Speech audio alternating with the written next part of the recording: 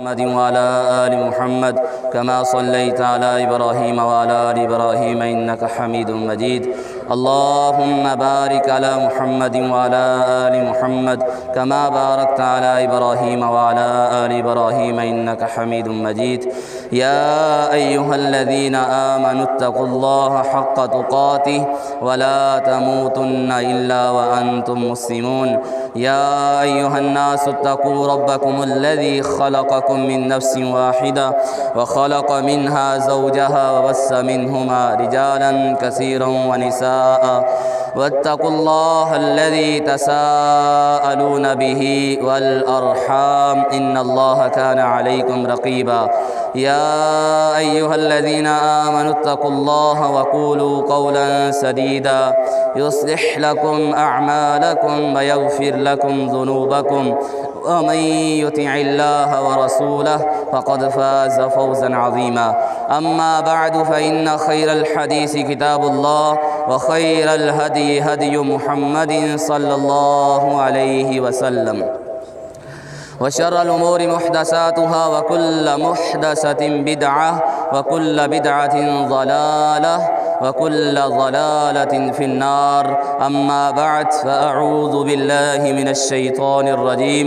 بسم الله الرحمن الرحيم. إن إبراهيم كان أمة قانتا لله حنيفا ولم يك من المشركين شاكرا لأنعمه اجتباه وهداه إلى صراط مستقيم. اللہ رب العالمین کا احسان ہے کہ جس رب تعالیٰ نے ہمیں یہ دن عطا فرمایا، ہم اللہ تبارک و تعالیٰ کا اس دن پر شکریہ بجا لاتے ہیں۔ آج عید الاضحیٰ کا دن ہے جس میں سب سے عظیم کام وہ اللہ کے راستے میں انسان اپنے جانوروں کو اللہ کا حکم بجا لاتے ہوئے ذبح کرتا ہے، اور اس کا تعلق ہمارے پیارے نبی صلی اللہ علیہ وسلم کے ساتھ بھی ہے اور جد الانبیاء خلیل اللہ علیہ السلام کے ساتھ بھی ہے۔ اس لیے اس بات کو سمجھنا انتہائی ضروری ہے کہ ابراہیم علیہ السلام کون ہیں، ابراہیم علیہ السلام کی ملت کیا ہے، اور ابراہیم علیہ السلام کی یہ جو سنت ہم زندہ کرتے ہیں یہ اس کا مقصد کیا ہے، اور اس سنت کو اللہ تبارک و تعالیٰ اور اس جانور کو ذبح کرتے ہیں جو ہم اللہ کب قبول کریں گے، اس کے لیے یہ ضروری ہے جو ابراہیم علیہ السلام نے قربانیاں دی ہیں، جو ابراہیم علیہ السلام نے اپنا کردار، اخلاق اور اپنا امت کے سامنے اپنا کردار پیش کیا ہے، سب سے پہلے ضروری ہے کہ ہم ابراہیم علیہ السلام کی طرح عقیدہ اپنانے والے، ابراہیم علیہ السلام کی طرح آزمائشوں کا سامنا کرنے والے بنے۔ قرآن سے پوچھ لیتے ہیں ابراہیم کون ہیں۔ قرآن مجید میں کئی ایک مقامات پر اللہ تعالیٰ نے سیدنا ابراہیم علیہ السلام کی چند صفات ذکر فرمائی ہیں۔ اللہ تعالیٰ سورۃ النحل میں ارشاد فرماتے ہیں ان ابراہیم کان امہ، اکیلا ایک ابراہیم ایک پوری امت ہے، یعنی ابراہیم نے وہ کام کر دکھایا ہے جو ایک پوری جماعت، پوری امت نہیں کر سکتی۔ ابراہیم علیہ السلام کو اللہ فرماتے ہیں ان ابراہیم کان امہ، ابراہیم ایک جماعت کا نام ہے، اکیلا ایک فرد ابراہیم نہیں بلکہ ابراہیم ایک پوری جماعت ہے۔ اور ابراہیم کون ہے؟ فرمایا قانتا للہ، اللہ کی فرما برداری کرنے والا ابراہیم ہے۔ اور فرمایا ابراہیم کون ہے؟ حنیفہ، ابراہیم ملت حنیف کی پیروی کرنے والے، ایک اللہ کی طرف بلانے والے، ایک اللہ کی عبادت کرنے والے، ایک اللہ کا حکم ماننے والے ابراہیم علیہ السلام تھے۔ اور چوتھی صفت اللہ فرماتے وَلَمْ يَكُ مِنَ الْمُشْرِكِينَ، ابراہیم علیہ السلام کا مشرک کے ساتھ ذرہ بر بھی کوئی تعلق نہیں ہے۔ جو اللہ کے علاوہ غیر اللہ کو پکارنے والا ہے اس سے ابراہیم کا کیا تعلق ہے، اس کا ابراہیم سے کیا تعلق ہے؟ اور فرمایا ابراہیم علیہ السلام کون ہے؟ شاکرا لانعمہ، اللہ کی نعمتوں پر اللہ کا شکر بجا لانے والے ابراہیم ہیں۔ ابراہیم کون ہیں؟ ثم اوحینا الیک ان اتبع ملت ابراہیم حنیفا وما کان من المشرکین، کہ اللہ تعالیٰ نے ہمارے پیارے پیغمبر جناب محمد صلی اللہ علیہ وسلم کو اس بات کا حکم دیا کہ آپ بھی ابراہیم علیہ السلام کی ملت کی پیروی کیجیے۔ ابراہیم ایک اللہ کی طرف بلانے والے، ایک اللہ کی بات ماننے والے، ایک اللہ کی خاطر بہت زیادہ آزمائشوں کا سامنا کرنے والے ابراہیم تھے۔ آپ ابراہیم علیہ السلام کی ملت کی پیروی کیجیے۔ ابراہیم کون ہے؟ اللہ تعالیٰ سورۃ النساء میں یہ بات بیان کرتے ہیں، وَاتَّخَذَ اللَّهُ إِبْرَاهِيمَ خَلِيلًا، کہ اللہ تعالیٰ نے ابراہیم علیہ السلام کو اپنا سب سے بڑا دوست بنا لیا، خلیل بنا لیا۔ یہ محبت کا سب سے عظیم اور سب سے اعلیٰ درجہ ہے، جس کے بارے میں پیارے پیغمبر علیہ السلام نے ارشاد فرمایا تھا۔ آپ نے اپنی موت کے قریب یہ بات بیان کی، اگر میں دنیا میں اپنا خلیل کسی کو بناتا تو سیدنا ابو بکر الصدیق رضی اللہ تعالیٰ عنہ کو بناتا، لیکن تمہارے ساتھی نے اپنے رب کو اپنا خلیل بنا لیا ہے۔ خلیل اللہ کے صرف دو ہی ہیں، ایک سیدنا ابراہیم خلیل اللہ علیہ السلام اور ایک ہمارے پیارے پیغمبر جناب محمد الرسول اللہ صلی اللہ علیہ وسلم اللہ کے خلیل ہیں۔ یہ محبت کا درجہ صرف ان دو ہستیوں کو انبیاء میں حاصل ہے۔ اس کا مطلب کیا ہے کہ ابراہیم علیہ السلام اور سیدنا محمد الرسول اللہ صلی اللہ علیہ وسلم اللہ کے سب سے برگزیدہ نبی اور اللہ کے بندے اور رسول ہیں۔ اور ابراہیم علیہ السلام کون ہیں؟ اللہ نے حکم دیا ہجرت کرو، ابراہیم نے اللہ کے حکم کو مانا اور ہجرت کی مشقتوں کو برداشت کیا، اللہ کا حکم مانتے ہوئے ہجرت کی۔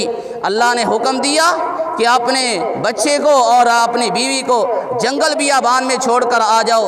ابراہیم علیہ السلام فلسطین سے چلتے ہیں اور مکہ مکرمہ میں وادی بطحا میں پہنچتے ہیں، جہاں پر کوئی انسان نہیں ہے، جہاں کوئی جاننے والا نہیں ہے، جہاں کوئی پہچان نہیں ہے۔ وہاں اللہ کا حکم مانتے ہوئے اپنے بچے کو اور اپنی بیوی کو وہاں چھوڑ کر آ جاتے ہیں۔ حکم کس کا ہے؟ رب تعالیٰ کا۔ ابراہیم علیہ السلام وہ ہیں، اللہ نے خواب دکھایا کہ اپنے بیٹے کو ذبح کر رہے ہیں۔ 3 دفعہ یہ خواب آنے کے بعد اس خواب کو حقیقت میں بدلنے کے لیے سیدنا ابراہیم علیہ السلام تیار ہوئے۔ وہ اپنے بچے کو ذبح کر سکتا ہے؟ اتنی بڑی قربانی دینے کے لیے تیار ہو سکتا ہے؟ یہ آسمان کی چھت نے اور اس زمین نے آج تک یہ منظر نہیں دیکھا سوائے ابراہیم علیہ السلام اور سیدنا اسماعیل علیہ السلام کا جو یہ کردار ہے، یہ ہمارے لیے اسوہ، ہمارے لیے بہترین یہ آئیڈیل اور نمونہ ہے۔ اور اللہ تعالیٰ نے خود بھی ابراہیم علیہ السلام کی زندگی کو تم سب مسلمانوں کے لیے، تمام انسانوں کے لیے اللہ نے آئیڈیل اور نمونہ بنا دیا ہے۔ جیسے ہمارے پیارے پیغمبر جناب محمد الرسول اللہ صلی اللہ علیہ وسلم کی زندگی کو ہمارے لیے اسوہ اور نمونہ بنا دیا ہے، اسی طرح اللہ سورۃ الممتحنہ میں یہ بات ارشاد فرماتے ہیں، قد كانت لكم اسوۃ حسنۃ فی ابراہیم والذین معہ، تمہارے لیے ابراہیم کی زندگی میں اور ابراہیم کے ساتھ ایمان لانے والوں میں بہترین نمونہ ہے۔ وہ نمونہ کیا ہے؟ آگے اللہ تعالیٰ فرماتے ہیں، ابراہیم علیہ السلام نے 2 کام کیے، ایک یہ اعلان کر دیا عبادت صرف ایک اللہ کی ہوگی، اور جن کو تم نے الہ اور معبود بنا لیا ہے ہم ان سے برات کا اعلان کرتے ہیں۔ ابراہیم کی ساری زندگی تمہارے لیے اسوہ اور نمونہ ہے، سوائے ایک بات کے کہ جو انہوں نے اللہ تعالیٰ سے یہ کہہ دی کہ اللہ میرے مشرک باپ کو معاف کر دے۔ جب ابراہیم کو اس بات کا علم ہوا کہ اس کا باپ مشرک ہے، شرک کی حالت میں فوت ہوا ہے، ابراہیم علیہ السلام اس کے بعد کبھی بھی اپنے باپ کے لیے دعا نہیں کی۔ یہ ابراہیم علیہ السلام ہے۔ اور ابراہیم کی دعوت کیا ہے؟ ابراہیم کس چیز کی طرف پکارنے والے تھے؟ ابراہیم لوگوں کو یہ بتاتے تھے اس کائنات کا خالق ایک ہے، اس کائنات کی رہنمائی کرنے والا ایک ہے، اس کائنات میں کھلانے پلانے والی ایک ذات ہے، اور بیماروں کو شفا دینے والی ایک ذات ہے، اور معافیوں جس سے معافی مانگی جاتی ہے وہ ایک ہی ذات ہے، جو معاف کرتی ہے وہ ایک ہی ذات ہے، اور قربانیاں جس کے لیے دینی ہے وہ ایک ہی ذات ہے۔ فرمایا وہ کون ہے؟ قل هو اللہ احد اللہ الصمد لم یلد ولم یولد ولم یکن لہ کفوا احد۔ اس لیے ضروری ہے کہ ابراہیم علیہ السلام کی سنت کی پیروی کی جائے اور ابراہیم علیہ السلام کا عقیدہ اپنایا جائے، پھر اللہ تبارک و تعالیٰ قربانیوں کو قبول کریں گے۔ اور یہ قربانی اللہ رب العالمین اس کے بارے میں واضح اعلان فرماتے ہیں قربانیاں کن کی قبول ہونی ہیں۔ فرمایا انا اعطیناک الکوثر فصل لربک وانحر، اے پیغمبر رب کے لیے نماز پڑھیے اور قربانی کیجئے۔ مفسرین اس آیت کریمہ کے دو معنی ذکر کرتے ہیں۔ سب سے پہلا معنی یہ ہے کہ عید کی نماز جب قربانی کی جاتی ہے سب سے پہلے عید ادا کی جائے اور پھر قربانی کی جائے۔ اور بعض مفسرین اس کی تفسیر یوں کرتے ہیں کہ فَصَلِّ لِرَبِّكَ وَانْحَرْ، جیسے نماز اپنے رب کے لیے پڑھنی ہے اسی طرح قربانی بھی صرف اپنے رب کے لیے کرنی ہے۔ نمود و نمائش نہیں، ریاکاری نہیں، دکھلاوا نہیں، لوگوں کے منہ بند کرنے والی بات نہیں، اللہ کا قرب، اللہ کی نزدیکی حاصل کرنے کے لیے اور اپنے جانور کو، پاکیزہ جانور کو اللہ کے راستے میں قربان کرتے ہوئے یہ جذبہ کارما ہونا چاہیے، یہ جذبہ دل میں پیدا ہو جانا چاہیے۔ اللہ یہ تو ایک جانور ہے جس کو میں تیرے حکم پر قربان کر رہا ہوں۔ اے اللہ میری جان کی باری آئی، میرے مال کی باری آئی، میرے وقت کی باری آئی، جو بھی تو نے مجھ سے مانگا میں اس کو ادا کرنے کے لیے تیار ہو جاؤں گا۔ اگر یہ جذبہ قربانی کے ذریعے سے پیدا ہو جاتا ہے تو یہ سمجھ لیجئے کہ رب تعالیٰ نے ہمارے جانوروں کو اپنی بارگاہ میں قبول کر لیا ہے۔ اگر ہمارے دل میں یہ جذبہ پیدا نہیں ہوتا، قربانیاں لاکھوں کی کر لے لیکن ظہر کی نماز ادا نہ کرے، عصر کی نماز نہ پڑھے، مغرب عشاء کی نماز نہ پڑھے، فجر کی نماز نہ پڑھے، اپنے والدین کے نافرمان ہوں، سودی کاروبار کرنے والے ہوں، لوگوں کی حصوں کو تار تار کرنے والے ہوں، پھر سمجھ لیجئے کہ رب تعالیٰ نے ہماری کوئی بھی قربانی، کوئی بھی عمل قبول نہیں کیا۔ اللہ تعالیٰ سے ہم دعا کرتے ہیں اللہ ہماری قربانیوں کو قبول فرمائے۔ اللہ رب العالمین ان قربانیوں کے ذریعے سے جو چاہتے ہیں، جیسا ہمیں بننا چاہیے اللہ رب العالمین جیسے چاہتے ہیں ویسا بنا دیں۔ وما توفیقی الا باللہ۔ سارے ساتھی دعا فرماؤ۔ فوت شدگان کے لیے خصوصی طور پر دعا فرمائیں۔